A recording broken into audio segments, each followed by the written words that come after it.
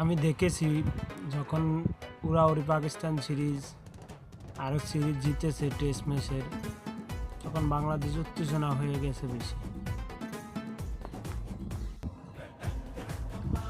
বাংলাদেশের মিডিয়াগুলোয় খেলোয়াড়দেরকে মাথার উপরে উঠিয়ে ফেলাইছে, কারণ এত ভালো খেলে ফেলাইছে যে তারা প্রশংসার দাবিদার।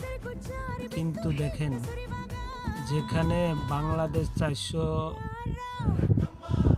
জিম্বাবু 440 রান করছে, সেই জায়গায় বাংলাদেশ করছে 140 রান। তারপরে দ্বিতীয় ইনিংসে করছে 180-এর উপরে। যে খেলাটা জিম্বাবু খেলেছে, সেই খেলাটা খেলা দরকার ছিল বাংলাদেশ। যেটা বাংলাদেশ খেলছে সেটা খেলা দরকার ছিল জিম্বাবু। তা না খেলে আমরা ভারতকেও মাটিতে নামিয়ে ফেলাইছে, যেমন আইল্যান্ড তেমন বাংলাদেশকেও